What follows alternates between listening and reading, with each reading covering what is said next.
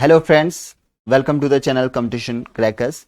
और आज की इस वीडियो में हम दोस्तों डिस्कस करने वाले हैं TS06 का इग्नू का कोर्स, जिसका कि नाम है टूरिज्म मार्केटिंग।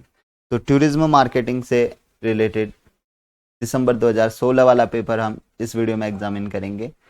पिछले 3 वीडियोस हम पहले से ही बना चुके हैं, जिसका कि लिंक आपको आई बटन पे मिल जाएगा। उसमें हमने पिछले कुछ और पेपर्स भी हमने डिस्कस किए थे। आज फिलहाल अभी 2016 का पेपर डिस्कस कर रहे हैं। तो क्वेश्चन नंबर फर्स्ट यहाँ पर पूछा गया है, define tourism marketing and what is nature and scope of tourism marketing. यानी कि टूरिज्म मार्केटिंग क्या होती है और इसके क्या स्कोप हो सकते हैं, ये चीज यहाँ पर हमसे पूछा गया है। तो टूरिज्म मार्केटिंग क्या होती है दोस्तों? Tourism marketing is the collective name given to various marketing strategies used for business with in tourism industry. यानी कि जो टूरिज्म इंडस्ट्री है, टूरिज्म इंडस्ट्री में जितनी भी मार्केटिंग स्ट्रेटेजीज होती हैं, ठीक है, तो टूरिज्म इंडस्ट्री में जितनी भी मार्केटिंग स्ट्रेटेजी है उन सबको कलेक्टिवली या उन सबके कॉम्बिनेशन को कहा जाता है टूरिज्म मार्केटिंग। जैसे कि airlines, car services, restaurant, travel agencies etcetera. अब कुछ मार्केटिंग स्ट्रेटेजीज हम देख लेते हैं।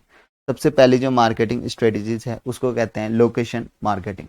अब क्या होती है location marketing? Under tourism marketing के अंदर जो लोकेशन मार्केटिंग हम करते हैं, ठीक है, लोकेशन मार्केटिंग। अब लोकेशन मार्केटिंग में क्या होता है दोस्तों कि आप क्या करेंगे, किसी एक लोकेशन को, स्पेसिफिक लोकेशन को आप अटेंशन दिलवाएंगे, लोगों की अटेंशन दिलवाएंगे लोगों का इन अ स्पेसिफिक लोकेशन जो कि पॉपुलर हो, और उसके चलते आप अपना जो ट्रैवल बिजनेस है उसको बड़ा करने की कोशिश करेंगे। दूसरा जो तरीका हो सकता है मार्केटिंग का, वो होता है एक्टिविटी मार्केटिंग। ठीक है, एक्टिविटी मार्केटिंग। अब एक्टिविटी मार्केटिंग में क्या किया जाता है दोस्तों, आप एक स्पेसिफिक लोकेशन के साथ, कोई एक स्पेसिफिक लोकेशन के साथ आप क्या करेंगे, उसमें वहां करने वाली एक्टिविटी को भी आप ज्वाइन करेंगे। खासकर जब एडवेंचरस टूर्स होते हैं उसमें एक्टिविटी मार्केटिंग आपको देखने को मिलती है वहां पर, क्योंकि ऐसे दूर दराज के क्षेत्रों में आपको ले जाया जाता है जो कि इतने फेमस नहीं होते हैं, बट वहां आप एक्टिविटी के बेस्ड पे कि आप वहां माउंटेनिंग करने जा रहे हैं, राफ्टिंग करने जा रहे हैं, रॉक क्लाइंबिंग करने जा रहे हैं, और या आपका जो सफारी करने जा रहे हैं, इससे रिलेटेड जो एक्टिविटी है वो आपको बताई जाती है, और उस एक्टिविटी के चलते आप एक पर्टिकुलर लोकेशन या पर्टिकुलर टूरिज्म बिजनेस को सिलेक्ट करते हैं घूमने के लिए। तो एक्टिविटी मार्केटिंग उसमें आ जाती है। अब थर्ड टाइप ऑफ स्ट्रेटेजी है कॉर्पोरेट मार्केटिंग। कॉर्पोरेट मार्केटिंग क्या होती है? कॉर्पोरेट मार्केटिंग ये है थर्ड काइंड ऑफ स्ट्रेटेजी। अब देखो, मैंने बता दिया कि जो कॉर्पोरेट्स होते हैं ना, कॉर्पोरेट्स क्या करते हैं, उनका काम होता है कभी ना कभी एक जगह से दूसरी जगह पे जाना, किसी बिजनेस पर्पस से या किसी वर्क से। जो है कॉर्पोरेट्स जो है one place to another place जाते रहते हैं। अगर वो जाएंगे तो उनको कहीं ना कहीं होटल रहने के लिए और फूड आइटम्स, एकोमोडेशंस, जो भी है टूरिज्म बिजनेस का उनको, या टूरिज्म बिजनेस या ट्रेवल एजेंसी का उनको मतलब पड़ने वाला है। तो आप क्या करें, पहले ही किसी कॉर्पोरेट से अपना वो बना लें, ठीक है, कि आप आएंगे तो हमारे यहाँ आपके एम्प्लॉयज़ वगैरह ठहरेंगे और हम आपसे इतना इतना चार्ज लेंगे। क्योंकि बहुत बार क्या होता है दोस्तों, जब कॉर्पोरेट एक जगह से दूसरी जगह जाते हैं तो वो अपनी फैमिलीज को भी साथ ही लेते हुए जाते हैं। तो फैमिलीज को साथ ही लेते हुए जाएंगे कॉर्पोरेट भी, and that corporate will be bound to your business. ठीक है, बाउंड हो जाएगा आपके बिजनेस के, और आपके होटल पे या आपके ट्रेवल एजेंसी के थ्रू घूमेगा, तो आपको भी प्रॉफिट देगा, और साथ ही साथ उसका भी जो माथापच्ची सी है वो नहीं करनी पड़ेगी ढूंढने के लिए कि कहाँ स्टे करना है कहाँ नहीं। ठीक है, तो ये हमने 3 टाइप की मार्केटिंग स्ट्रेटजीज को डिस्कस किया, और इसी प्रकार से जितनी भी मार्केटिंग स्ट्रेटजीज हैं टूरिज्म बिजनेस या टूरिज्म इंडस्ट्री को बढ़ावा देने वाली, उन सारी स्ट्रेटजीज के कॉम्बिनेशन को टूरिज्म मार्केटिंग कहा जाता है। ठीक है, तो ये हो गया क्वेश्चन नंबर 1 कंप्लीट। ठीक है, अब चलते हैं क्वेश्चन नंबर 2 की ओर। क्वेश्चन नंबर 2 में पूछा गया है significant of technology in tourism marketing.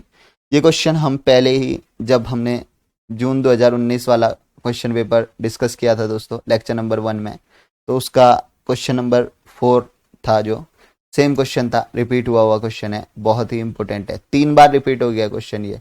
3 पेपरों में मैंने इसको देख लिया है, तो आप इस क्वेश्चन को अच्छी से थोड़ा बहुत इसमें रिसर्च करके और इसको डेप्थ के साथ पढ़ के जाएं, ठीक है, ताकि वहाँ आपको पॉइंट की कमी महसूस ना हो, ठीक है, यानी कि पॉइंट या फैक्ट की कमी महसूस ना हो, अच्छे से प्रिपेयर करके जाना। थर्ड क्वेश्चन है, discuss in detail difference between marketing concept and selling concept, और which concept is suitable for the tourism industry and Y.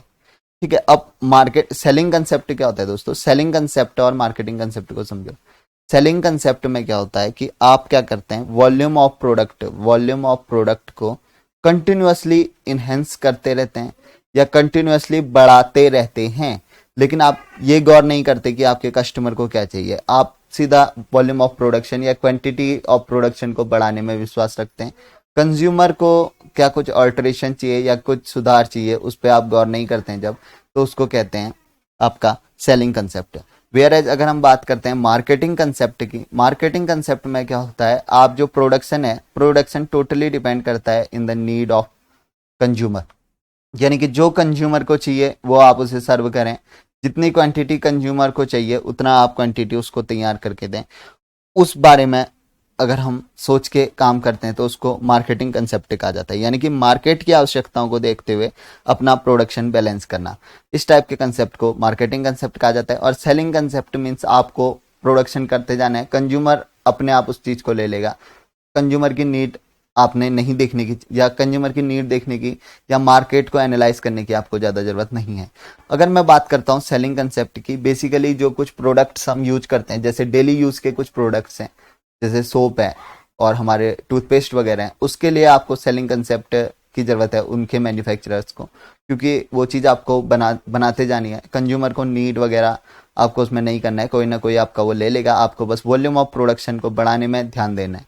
अगर हम बात करते हैं टूरिज्म सेक्टर की, क्योंकि हमसे यहाँ पर पूछा गया है कि टूरिज्म इंडस्ट्री में क्या महत्वपूर्ण है, तो टूरिज्म इंडस्ट्री में दोस्तों मार्केटिंग कंसेप्ट ज़्यादा इंपॉर्टेंस रखता है, क्योंकि आपको कंज्यूमर के देखते हुए अपना टूरिज्म प्रोडक्शन करना पड़ेगा। अगर आप इस टाइप के पैकेज बना रहे हैं जो कि कंज्यूमर को पसंद ही नहीं है, आप ऐसे सीजन में किसी ऐसे प्लेस में लोगों को लेके जाने का प्लान कर रहे हैं जहाँ जाना लोग पसंद नहीं करेंगे उस सीजन में, या जहाँ उस सीजन में जाना रिस्की होगा, तो लोग आपके वहाँ नहीं आने वाले हैं।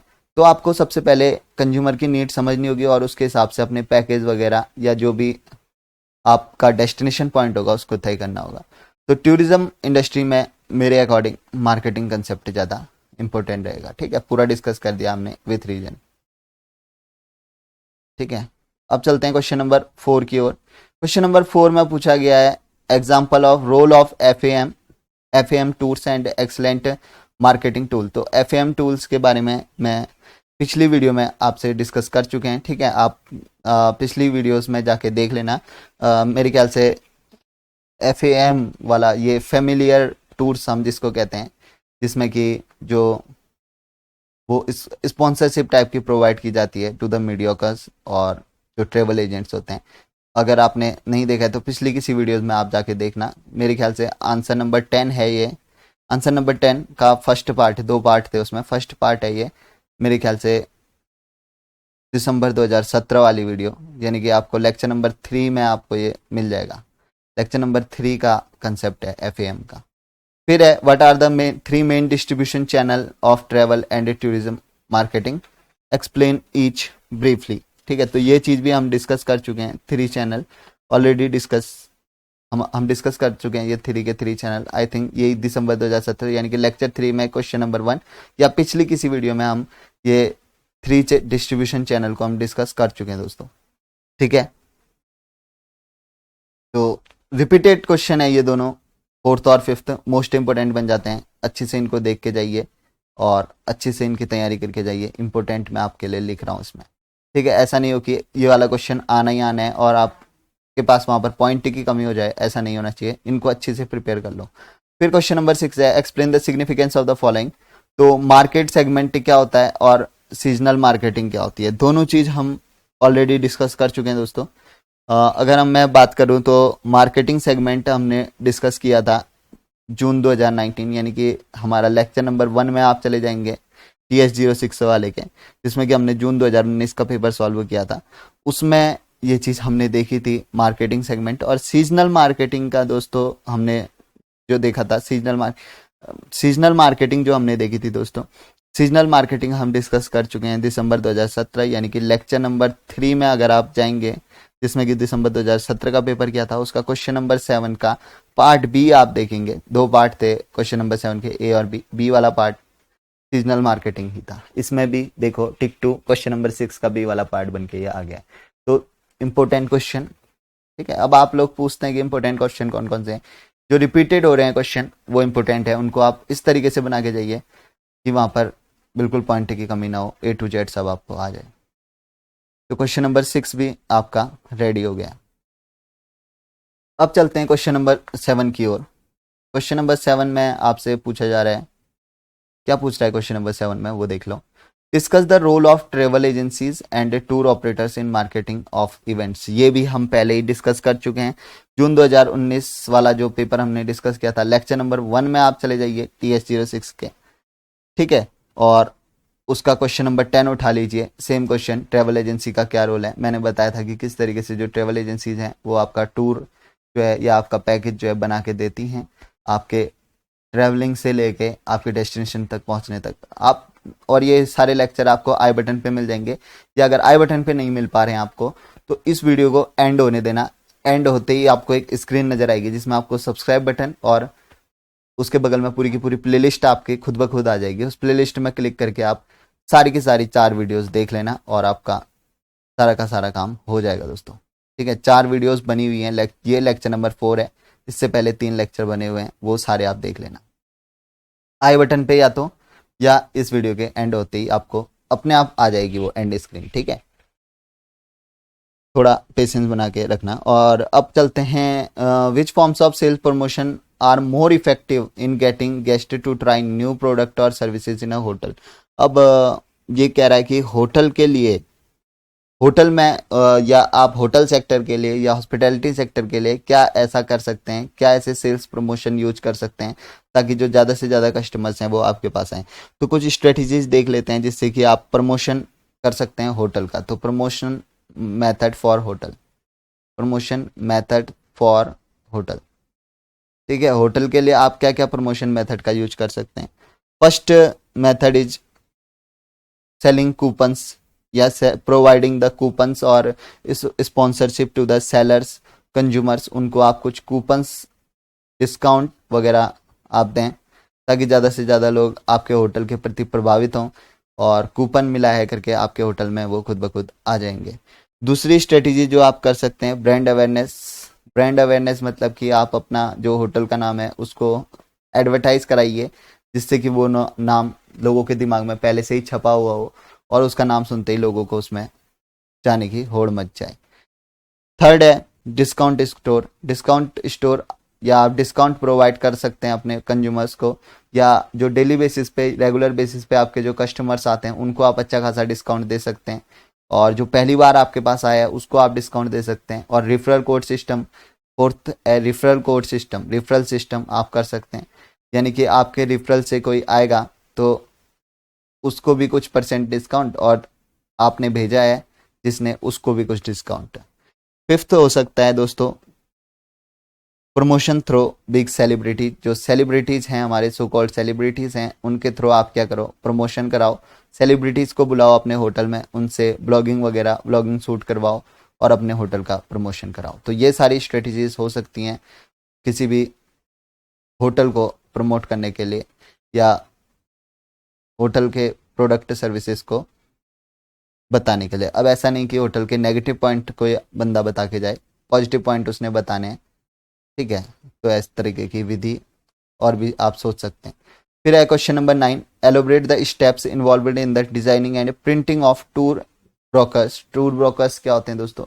एडवर्टाइजमेंट करने के लिए आप क्या करते हैं कि कुछ ब्रोकर्स यानी कि विवरणिका, जिसमें कि आप डिटेल्स वगैरह देते हैं, एक इस तरीके से फॉर्मेट में बुक टाइप के आप प्रिंट करते हैं।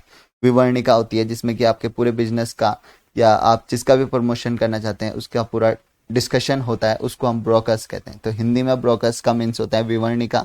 तो किस तरीके से आप जो है विवरणिका अच्छी जो ब्रोकर है उसको प्रिंट कर सकते हैं दोस्तों? तो सबसे पहले तो किसी अच्छी ब्रोकर को प्रिंट करने के लिए आपको उसका पर्पज आइडेंटिफाई करना होगा। फर्स्ट फर्स्ट चीज है पर्पस आइडेंटिफिकेशन, ये आप किस लिए वो चीज कर रहे हैं, क्या आपका मेन एम है और किस इंडस्ट्री को आप प्रमोट करना चाहते हैं, क्या पॉइंट आप उसमें लिखेंगे। पर्पस, सबसे पहले आपको पर्पस डिसाइड कर लेना है। सेकंड है नेसेसरी एलिमेंट, ठीक है, नेसेसरी एलिमेंट। अब जैसे आप सपोज कीजिए किसी होटल के प्रचार के लिए आप विवरणिका यानी कि ब्रोक्योर्स अगर आप प्रोवाइड करा रहे हैं तो उसमें क्या क्या नेसेसरी एलिमेंट हो सकते हैं। तो अब कोई होटल इंडस्ट्री में आपका आना चाहता है तो सबसे पहले आप उसको ट्रैवलिंग से यानी कि ट्रैवल एजेंसी का किसी का नंबर उसमें प्रोवाइड कराइए या किसी अच्छी ट्रैवल एजेंसी के बारे में बताइए जो कि कंफर्टेबली उनको पहुंचा दे। उसके बाद food services that are available to you, ठीक है, available for them by you. और उसके अलावा आप फूड आइटम्स के अलावा उनको किस टाइप के रूम्स एंड सर्विसेज प्रोवाइड करेंगे, किस टाइप का आप उनको प्राइस ऑफर करते हैं और किस टाइप के आप डिस्काउंट रेट्स उनके लिए लगाते हैं। ये सारे नेसेसरी एलिमेंट विवरणिका में होनी चाहिए।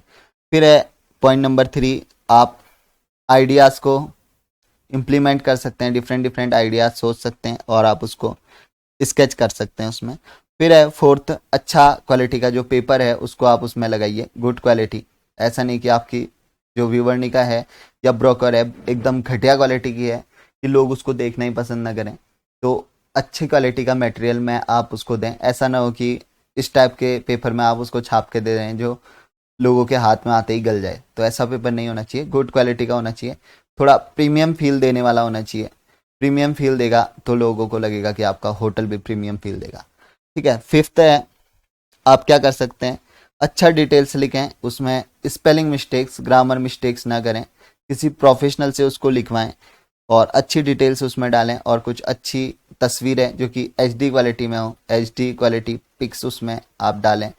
जो भी आप चीज़ लिखते हैं उसकी एक पिक्चर दें ताकि लोग उसको विजुअलाइज कर सकें। तो ये हो सकता है for making a good tour broker या अच्छी विवरणिका बनाने के लिए।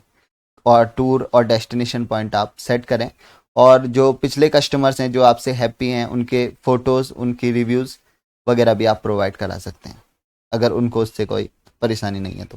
फिर आ जाता है write short note on the following. A है प्रोडक्ट मिक्स, जिसको कि हम ऑलरेडी डिस्कस कर चुके हैं दोस्तों। Product mix marketing mix, sorry, हमने डिस्कस किया था। प्रोडक्ट मिक्स एक नया टर्म है। तो प्रोडक्ट मिक्स क्या होता है दोस्तों, कोई भी एक कंपनी है, अब कोई भी कंपनी होती है उसके बहुत सारे प्रोडक्ट लॉन्च करती है। सपोज ए प्रोडक्ट है, कोई बी प्रोडक्ट है उसका, कोई सी प्रोडक्ट है, कोई डी प्रोडक्ट है। तो जो ये सारे प्रोडक्ट का कॉम्बिनेशन होता है इसको ही हम कहते हैं प्रोडक्ट मिक्स, ठीक है। सिंपल डेफिनेशन में कहें तो नंबर ऑफ प्रोडक्ट लाइन जो कि किसी कंपनी के अम्ब्रेला में हो, सभी मिलके प्रोडक्ट मिक्स फॉर्म करते हैं। यानी कि जैसे कोका कोला कंपनी की मैं बात कर रहा हूँ दोस्तों, तो कोका कोला क्या सॉफ्ट ड्रिंक बनाती है, कोल्ड ड्रिंक बनाती है और भी चीज़ें जो है वो बनाती है। तो बहुत सारे प्रोडक्ट आते हैं, ठीक है, कोका कोला के नाम से। तो उन सबको हम क्या कहेंगे, product mix of Coca Cola, ठीक है। इस तरीके से जो है वो चीज़ें चलती हैं। जैसे आप KFC है, KFC में डिफरेंट टाइप की चीज़ें आपको देखने को मिलेंगी। तो वो जितने भी प्रोडक्ट KFC के अंडर आते हैं वो सारे उसके प्रोडक्ट मिक्स हैं। फिर चलते हैं बी, एयरलाइन मार्केटिंग। ये चीज़ हम पहले ही डिस्कस कर चुके हैं। अगर आपने नहीं देखा होगा तो आप दिसंबर 2018 वाला जो पेपर हमने डिस्कस किया था 2018 वाला, यानी कि लेक्चर नंबर 2 में आप जाएंगे और लेक्चर नंबर 2 में अगर आप सर्च करेंगे क्वेश्चन नंबर 10 का पार्ट बी या पार्ट 2, उसमें आपको एयरलाइन मार्केटिंग देखने को मिल जाएगा। और यहाँ पर भी देखो क्वेश्चन नंबर 10 का बी, ठीक है, दिसंबर 2018 में भी क्वेश्चन नंबर 10 का बी था, यहाँ भी क्वेश्चन नंबर 10 का बी है, एयरलाइन मार्केटिंग। तो आप देख सकते हैं कैसे रिपीट हो रहा है। वेरी इंपॉर्टेंट क्वेश्चन, अच्छे से इसको बना के जाएं, ठीक है। बिल्कुल डेप्थ के साथ पढ़ने, मैंने हल्का हल्का ओवरव्यू दिया है आपको। जो मोस्ट इंपॉर्टेंट है उसको आप डेप्थ में पढ़ के जाएं और अपना भी थोड़ा दिमाग खोलने की कोशिश करें ताकि वहाँ पर पॉइंट की कमी ना हो, पेपर में आपको ज़्यादा सोचना ना पड़े, आप पहले से ही तैयारी पूरी करके जाएं। फिर है टूरिज्म फेयर और ट्रैवल मार्ट्स, ये भी हम डिस्कस कर चुके हैं दोस्तों। इसके लिए आपको जाना होगा दिसंबर 2017, ठीक है, दिसंबर 2017 का पेपर जाएंगे। दिसंबर 2017 यानी कि आपका लेक्चर नंबर 3 में जाएंगे। लेक्चर नंबर 3 के क्वेश्चन नंबर 10 में आपको लास्ट पार्ट था टूरिज्म फेयर से, 2 पार्ट थे शायद, उसमें बी पार्ट था ये भी, tourism fair and travel mart, मैंने आपको बताया था, ये आप जा सकते हैं। फिर है यहाँ पर डी, MIS क्या होता है दोस्तों, ये पूछा गया है, ये हमने अभी तक डिस्कस नहीं किया है, तो अभी फिलहाल MIS को ही डिस्कस कर लेते हैं। तो ये tourism fair and travel marts जो है ये भी एक इंपॉर्टेंट क्वेश्चन है। अब बात कर लेते हैं MIS क्या होता है। MIS की मीनिंग होती है मैनेजमेंट इंफॉर्मेशन सिस्टम। ठीक है, मैनेजमेंट इंफॉर्मेशन सिस्टम होता है MIS की मीनिंग। और MIS का यूज कब करते हैं दोस्तों? MIS में डिफरेंट डेटाबेस आपका तैयार रहता है। देखो, मैनेजमेंट इंफॉर्मेशन सिस्टम आपकी डिफरेंट डेटाबेस या different information, different data statics आपके इसमें स्टोर रहते हैं मैनेजमेंट इंफॉर्मेशन सिस्टम में। And these are used by the policy makers. ठीक है, जब पॉलिसी मेकर्स किसी भी बिजनेस के, किसी भी कंपनी के पॉलिसी मेकर्स या डिसीजन मेकर्स, पॉलिसी मेकर्स या डिसीजन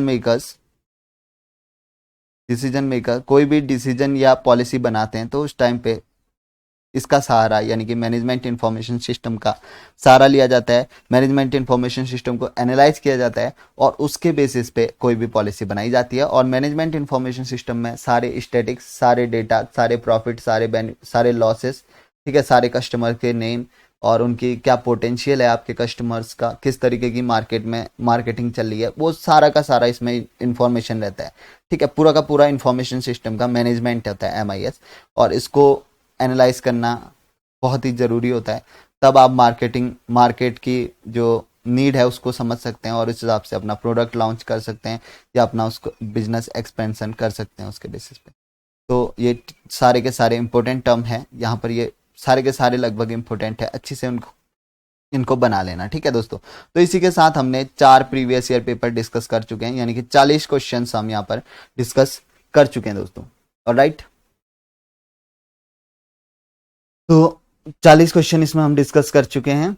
और यहाँ पर अगर आप देखें तो पेपर में क्या लिखा हुआ है, पेपर में सबसे पहले ही आपकी इंस्ट्रक्शन आई है, attempt any 5 questions in about 600 word, यानी कि 600 शब्द का प्रयोग करके आपको सिर्फ 5 क्वेश्चन करने हैं।